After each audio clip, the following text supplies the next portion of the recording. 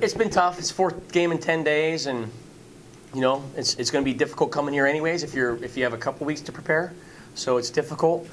In saying that though, you have to really limit your mistakes in what you do, and we didn't do that tonight. And we kind of, you know, they played well, but when you gift wrap a win for them, they're not going to walk away and not leave it. So they took it. And obviously tough when Boswell goes down there and playing short-handed. Yeah, I mean we decided to. At the time, just kind of hold on, kept it 1-0, and figured in the last 10 minutes if we could make a push, we tried to do that. Am I talking okay? Am I all right? We tried to do that, and then you know it looked like we were going on a break, and we've lost the ball and committed a foul, and we know they're good on set pieces, and they took advantage of the advantage that they had. Guy swings in a great ball, and they attacked the ball well, and that was pretty much it. Game over.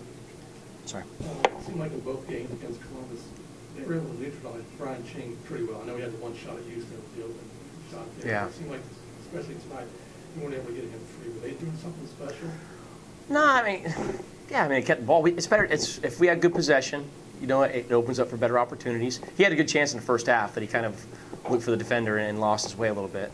So it's not like they completely, I mean, we had a little bit to do with that too. So they're a good defensive team. You have two big guys at the back that make life difficult for you.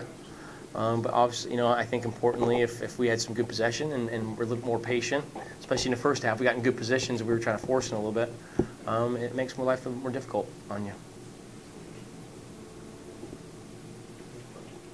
What was your plan of attack? What weaknesses were you trying to take advantage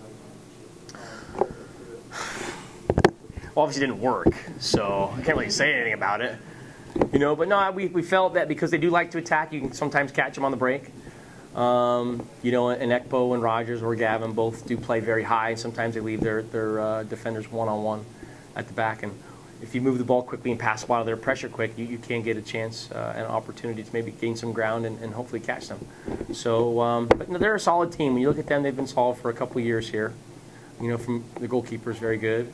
And two center backs and the outside backs played well for them today, and the midfield was very active. So, like I said, the object was hopefully get the first goal here, give some good energy.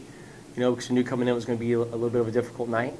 And I just think at times when we had the chance to break, we maybe mishit the ball a little bit or tried to force the pass.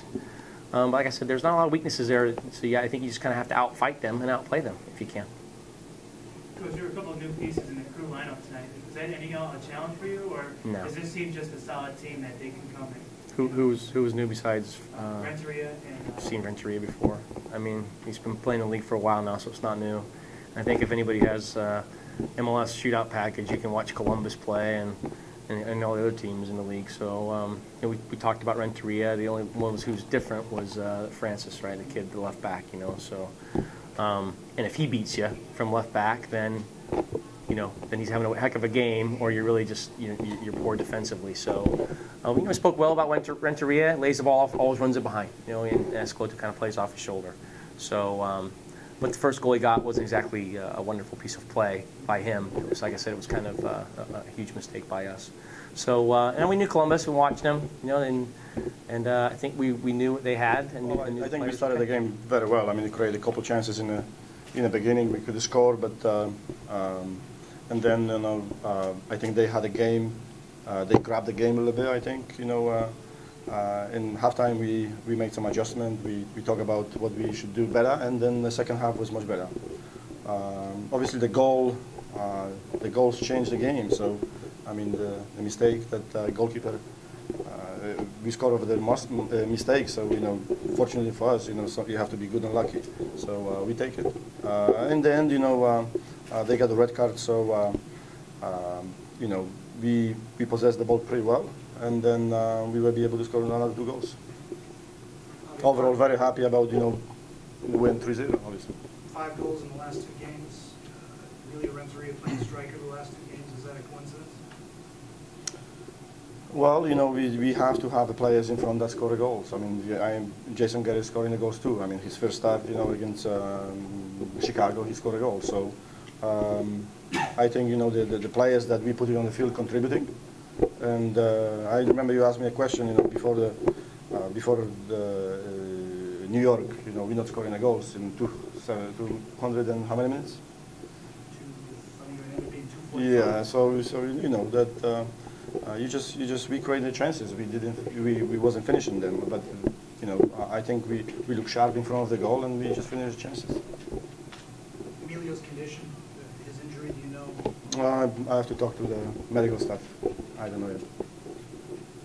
It seems like you can really shuffle the lineup with Gavin moving centrally and Ekpo being able to play both flanks and Renteria and Rogers being. Does that make it a little bit easier as a coach to really be able to have the flexibility to have put players just have them perform?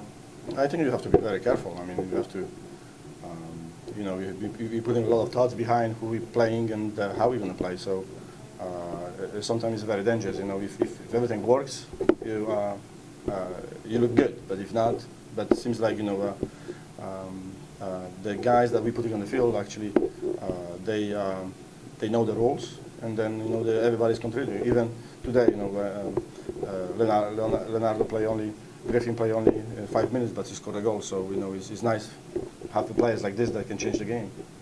So, given the result, you're looking pretty good. The players following your plan to a T. Well, you know, games are not easy. I mean, Houston came here, you know, and then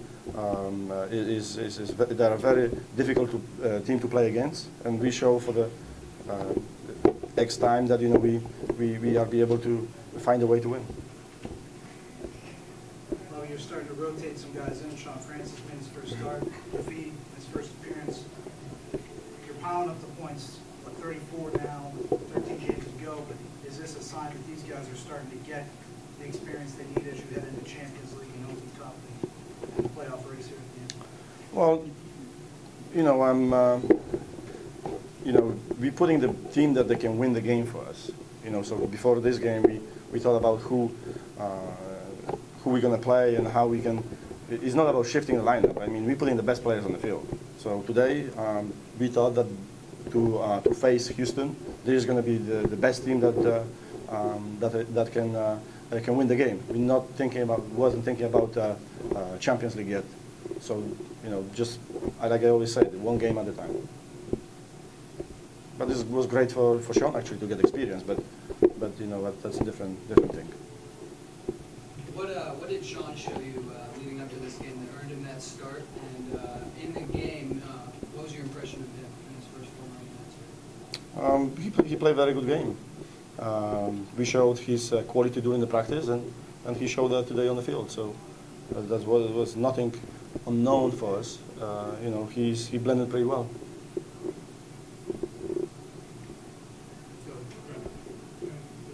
Given my personal opinion, dominance in the defensive midfield, would you guys be looking for a forward that could possibly be a game changer to put in multiple goals in the back of the net? Because it seems like your midfield and defense are your strengths, whereas your striking is just still adequate. I think every team is looking for that player. Obviously, you know, you would like to have somebody in front that would consistently score goals every weekend. So we're looking for that player, and then whether that can be Emilio, it can be Jason Gary or Steven Leonhardt, the 3 forwards that we have right now, maybe. But you know, like I said, you know, you're looking for the player like this that score consistent every week, weekend score the goals. Anyone else? Bobby Leandres scored moments after he entered the game. He's a pretty colorful guy. Are you worried about his head ballooning up a little bit after this? I mean, I didn't see him.